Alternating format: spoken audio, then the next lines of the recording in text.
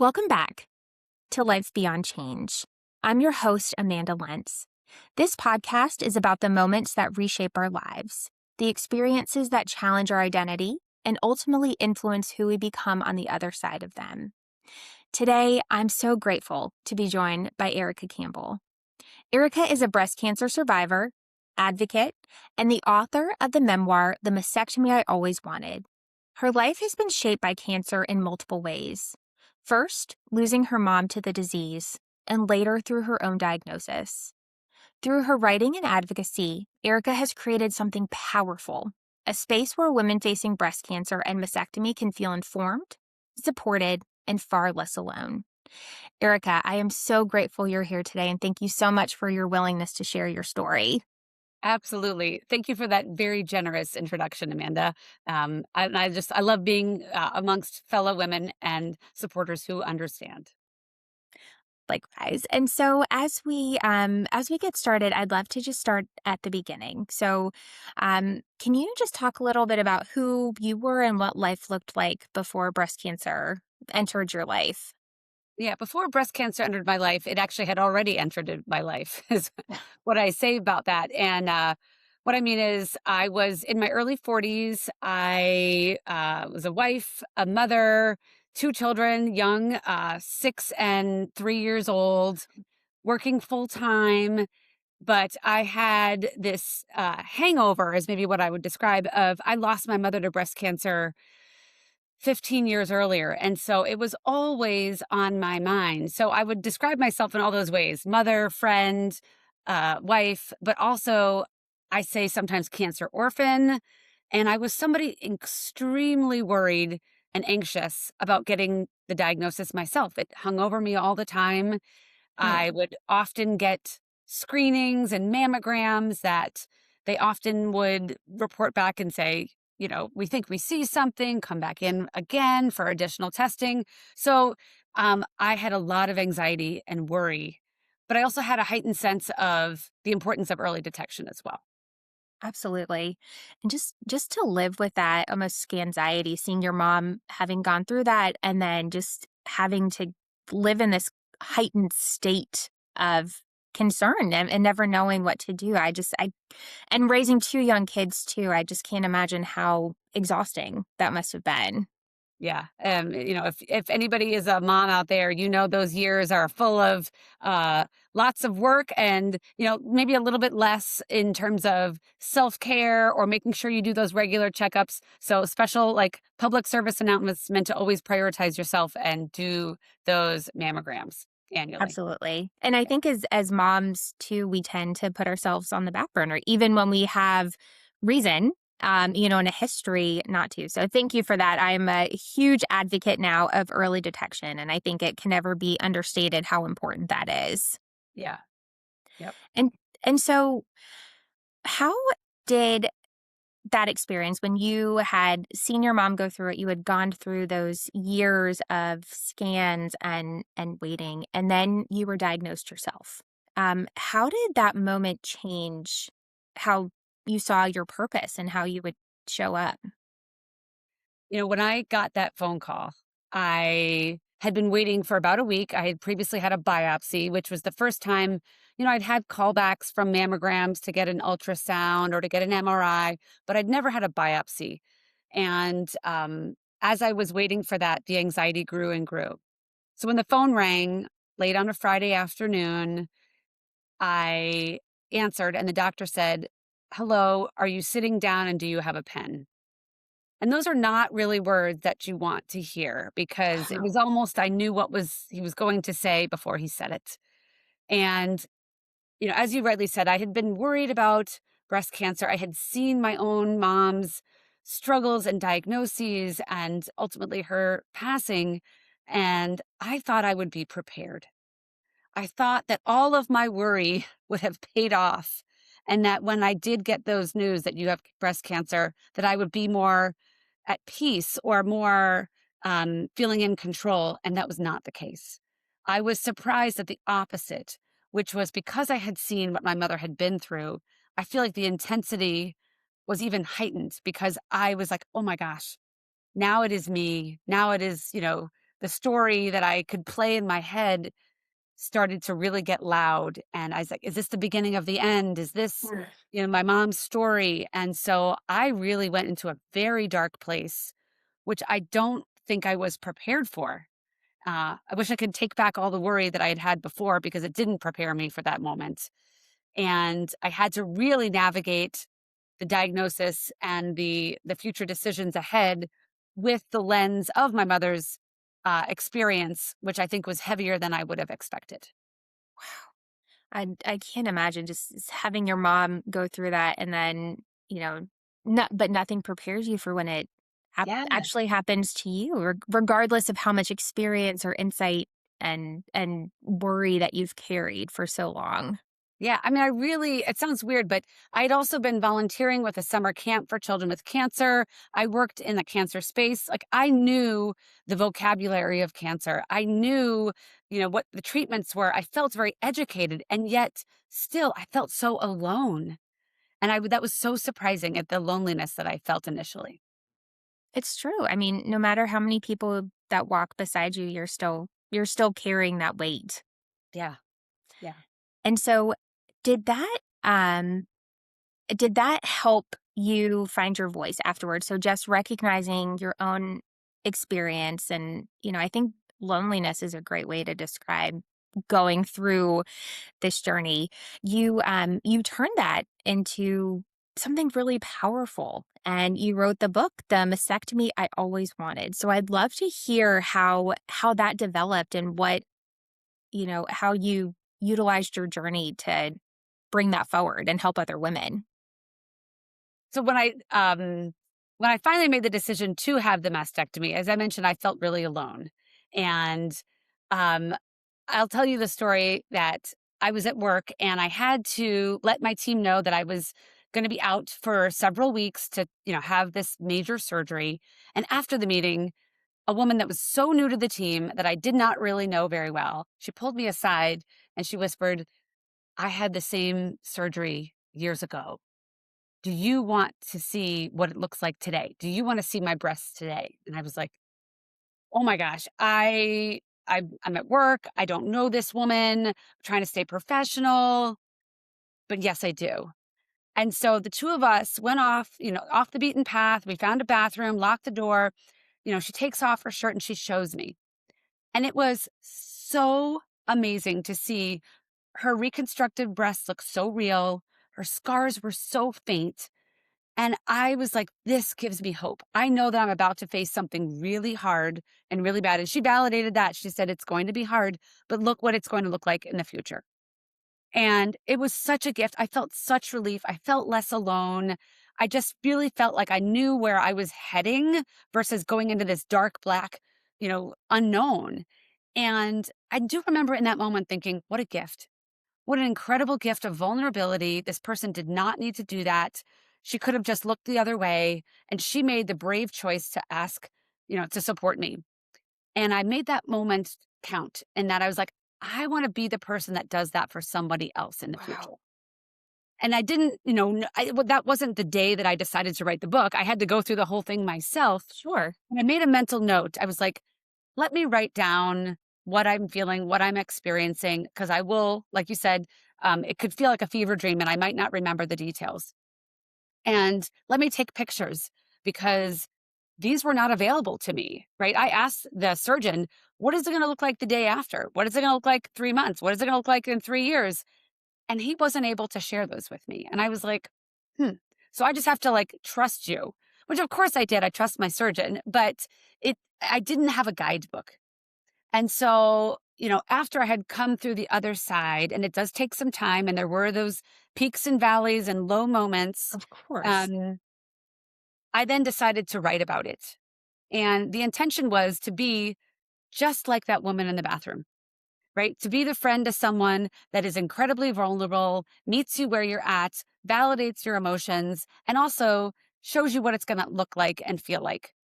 And so I wrote the book, and I didn't make this the title, but I wanted it to feel like, what to expect when expecting a mastectomy, right? Just that guidebook. And today it is available, and it has been so celebrated by women who are newly diagnosed and making the tough decision to have a mastectomy and to give them just a little bit more flavor of what it's going to look like, even the hard parts, right? I don't sugarcoat any of it, but Yeah. there is hope at the end, and I think knowledge is power, and just knowing what, every journey is different, so it won't be exactly the same, but to know that your feelings are very valid and you're not alone, and to know what it looks like and feels like in the future, I find that is the greatest gift I can give, is that experience in the bathroom that I had, but for hopefully hundreds of thousands of women in the future. What a beautiful legacy you've left on to take this experience that you have been through and, turning that loneliness into something that you've empowered other women to know because it's unfortunate that we don't talk about that. Yes. We don't talk about after, you get through chemo and then you still have so many decisions, but your body's changing. Yeah. And it, to your point, it's just like, well, trust me, you know, trust me that this will work out. But but to Yeah. have that knowledge of someone who's been through it, who can speak to it and at least go into a surgery or a conversation with a doctor, having been empowered to have a more educated conversation, I think is so incredibly powerful. Yeah. And, my mom was diagnosed probably at that point 20 years ago, right? Because she had a journey of some really challenging setbacks. And I think if I look back, she felt just as alone. But back then, there wasn't even the internet. There Right. wasn't obviously a book like this. And at the beginning of her journey, she chose not to have a mastectomy. And I think, I talked to her about that many times. She was really afraid and she didn't know what to expect. And so she didn't have that mastectomy. And we've talked, during her journey, that was probably the decision that made all the difference. It's possible if she'd had that mastectomy at the beginning, she might be alive with us today. So that also sat with me so powerfully in that I wanted to be able to rewrite my own story and really rewrite her story and sort of honor her legacy by not only making a different decision at the when two roads diverge and there's two paths, right? I'm taking the other path than she did, and I want to honor that. I want to rewrite the story, but also kind of go back and say, I want to be that resource for a woman who is at that decision point. I can't make the decision for you, but I can give you the knowledge that I wished my mother had. I really wanted it's a book for women for the future, but it's also a book for honoring, sort of my mother's legacy as well. Oh, that's just so beautiful, and what an incredible gift to give, just peeking behind the curtain and saying, "Look, this it's okay. It's scary, but here's something that can help you along."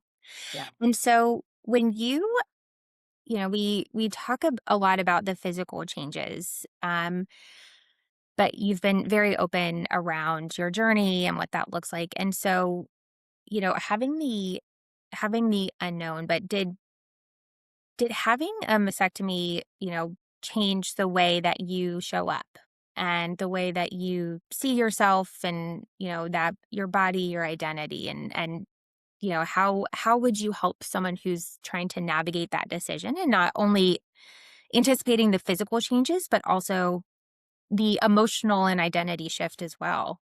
Yeah. I mean, it's a really powerful exercise. I'm looking at what is the definition of femininity, right? I mean, and that's something that I really had to struggle with because it's something that is talked about in media and it's showcased in bathing suits. I mean, you name it. It's really throughout our culture. Is like, what is the definition of being feminine or being with your partner? And I had to have a conversation with my husband, and he looked at me and he said, I don't love you just for your breasts, right? Like, I love you for who you are. And if they took your breasts, they took your arms, they took your legs, I'd still love you for who you are. And, hopefully, I'm hoping all women have that kind of a supportive partner. But it's not just your partner, it's the way you feel, again, when you're wearing clothes or bathing suits. Right. And I had to one of the funny things, not funny, but one of the other pieces of advice that woman gave me when I was first diagnosed, she said, be brave and take photos of yourself, with your chest, like with your breasts exposed. And like, because you don't want to forget that part of who you are. Oh, of And course. and so I did that. I did take some selfies of myself because you just wanted to acknowledge and thank those parts of your body that have served you well through all those years, right? I was a mother. I was nursed my children with these parts of my body. Um, and what I realized was after the surgery, I didn't have that choice, right? I didn't have the choice to keep them, um, but I had the choice to reframe and think differently about it. Ooh, I love that. Yeah, and um, I chose to decide that I still looked amazing. And, for those of you who don't know what the process is, Amanda and I talked about this before the show. You first have your breasts removed in a mastectomy, and then you have these expanders put in, and they slowly stretch your skin to make you look like you have, sort of real breasts. And then you have an exchange surgery to put in implants. And so I felt like I was a teenager again, but on like fast forward because my breasts would grow in probably a 6-month period where, it took years when you're a teenager. Um, and I realized that wasn't it did change my outward appearance, but my inward decision about what made me feel beautiful, what made me look good was the same. And it was my own choice. And today, I have implants in. Nobody knows the difference. I can wear a bathing suit and, modern medicine can really make you look exactly the same. You'll know the difference. I know the difference. Anybody who's had a mastectomy and implants knows the difference. But externally, I do look the same. And, that's not always the case for everybody. I have friends who have chosen to remain flat. And that is a super powerful choice. One of my friends is actually a Victoria's Secret model who is flat. And she's one of the first Victoria's Secret flat Wow. models. Yeah, her name is Christine Handy. You can look her up. So everybody gets a choice, and choice looks different on everybody. And it's all really how you define what what makes you feel beautiful. And it's really a mindset. I love that. I love, and I even wrote it down. You reframed your choice Yeah. because there is, ever since, as young girls, there's a frame of what beauty looks like. And then Yeah. when you go through an experience like this where you don't have a choice, you have to make a very conscious effort and really reframe what Right. beauty and femininity means to you, and having conversations like this, having those who remain flat as Victoria's Secret models will help Right. educate and empower, not only our generations, but future generations of beauty comes in all shapes and sizes. All shapes and sizes. Yeah, 100%. It's interesting. I think about choice often, and what I talk about is that power of choice and the power of mindset. Because not only did I choose to think about femininity differently, but also I chose to make my mastectomy feel like it was my choice, right? And it was my choice to save my life. It wasn't something that was a punishment or wasn't something that was being done to me. I was the one who actually had to choose it. Yep. And when I took back that choice, I actually then take back my power, right? Oof. And So that powerful. feels like, okay, I know that this is hard. There's a very powerful blogger, Melton Doyle, talks about we can do hard things. Like I knew this was going to be a hard thing, but then I made the power of choice is that I was choosing to do it. So I was choosing to do the hard thing and I was going to get through it. Um, and that's actually why I named my book The Mastectomy I Always Wanted, right? Because it reflects that was my choice. I was choosing this to save my life. I was not going to be a victim. This wasn't something the doctor was pushing on me. It was something I was powerfully choosing. I was going to not want this because I would never want it, but I'm going to want to save my life. And this is a means to do that. So just that little bit of a reframe, it's amazing what you can think about differently when you choose a different mindset. Absolutely. And I love what you said about taking back your power, because going through a cancer diagnosis and journey, you don't have a choice. Yeah. You are on a regimen the doctors give you, and this taking back your power, reframing the fact that you chose to do this to save your life, be here for you, for your family is just such a way that I wish more people approached this type of journey. Yeah. And that may be the one benefit I had of seeing my mom's journey is I just had a little bit more of a view of what the power of choice and the power of even normalcy and making, Mm, how you can still have both of those things amongst a really challenging struggle. I love that. And so you had shared earlier about the support that your husband gave and the fact that he loves you for you and not for, your physical appearance or, any shifts that you have. And so you having gone through the experience of, almost being a caregiver for your mom, Yeah. and watching her go through that and then watching your husband, act as a caregiver for you through Yeah. this journey, what would you say to those people who support, survivors? And even if they haven't lived that experience or they're first on this journey, what would you say to caregivers who may be caring for someone, just starting off? Yeah. I actually just had a conversation with someone because, 1 in 5 women are going to get, oh, no, sorry, 1 in 8 women get diagnosed with breast cancer. So it's far more prevalent than we all realize. And so I just had a friend come to me and say, my sister was diagnosed. What can I do? And I actually talked to her about the power of choices is because, we as patients do feel a lack of power and we have to Mhm. make these choices again. But when you offer support, instead of saying, let me know what I can do or let me know how I can help you, that actually puts the decision on the patient. So I would say offer choices, meaning I love you say that. things like, would you like me to bring you lasagna for dinner or steak tacos, right? And because there are two choices, and that relieves the decision making power a little bit rather than it's really hard to ask for help. So, for having the patient dealing with their own thing and then having to think about what they need and then having to overcome the fear of asking for help, take that away and just say, I bet you Mm. could use a meal. How about steak tacos or lasagna? It's really, it's a minor shift, but it is a very powerful shift.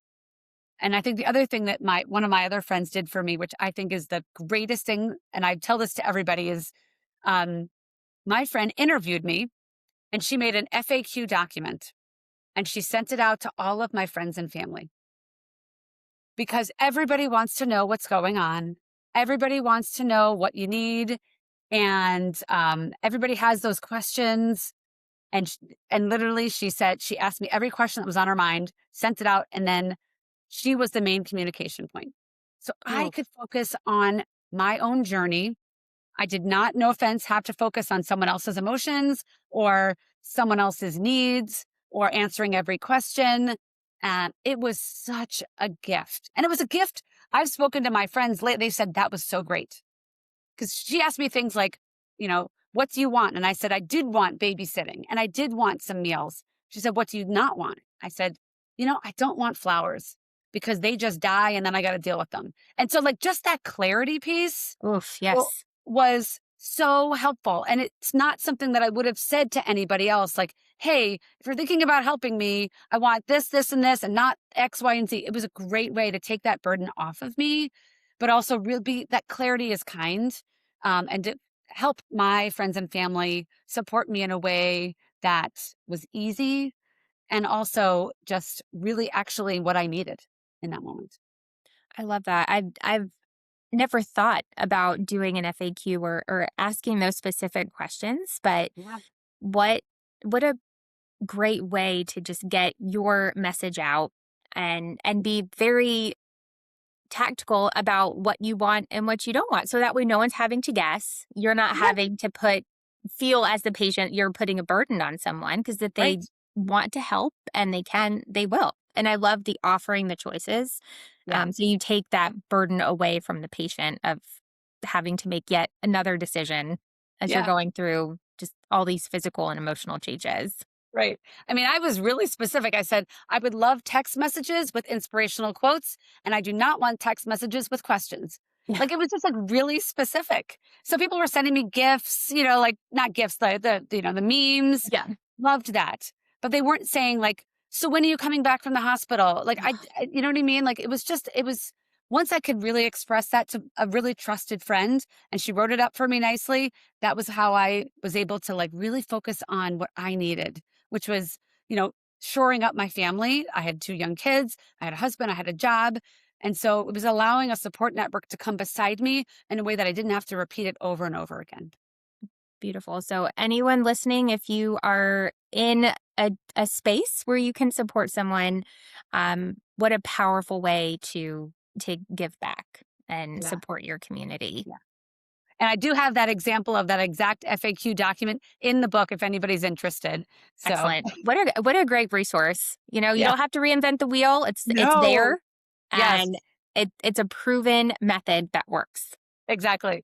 Yes. Now you've given me an idea. I'm like, I should probably put that on my website as well as a separate FAQ document. But yeah, Absolutely. I mean, yeah, what a great resource to be able to leverage. And yeah. again, it's one less thing One last patients thing. or their immediate family or caregivers have to think about. Yep. Yeah. And so as we come to a close, I'd like to end with this. When someone reads your book or leaves a conversation with you, what do you hope they carry with them beyond inspiration? There are 3 messages that I feel so deeply passionate about that I hope I get across in any of these conversations or somebody who's reading the book. The first one is never give up. Even in the darkest of times, the tide will turn and it will get better. So just that's the one. I talk about some really dark moments in my journey where I just did not know if I could take another 10 minutes of pain or 10 minutes of struggle. But they all passed over time. So never give up is one. Number 2 is trust the process, right? It's sometimes the journey is not linear. And you have to trust so many people. You have to trust your partner, your spouse. You have to trust your physicians. You have to trust these nurses, and you have to trust the process. And it's not always. You can't see 10 steps down the road. You got to just look at the next one. And the third one, which is my probably all favorite, is you are not alone. You are not alone. You are not alone. That's what I want people to know and feel deeply. Your emotions are valid. Your struggles are real, and you have a support network that's just waiting to be there for you. And you will find your people. So I you are love not alone. it. And so how can people follow you? How can they find you? What's your website? Where can they find your book? Yes, my website is my full name. So it's www.ericanewbertcampbell.com. And funny story, there are other ericacampbell.coms. So you don't go there because there's a porn star, a former porn star with that name, and a Christian gospel singer. So I'm kind of in the middle there. Um, so ericanewbertcampbell.com. You can find the book on Amazon. And there's lots of resources on my website. I will add the FAQ document to my website, but I'm also on social, on Facebook or Instagram. So again, under my full name, Erica Newbert Campbell. Amazing.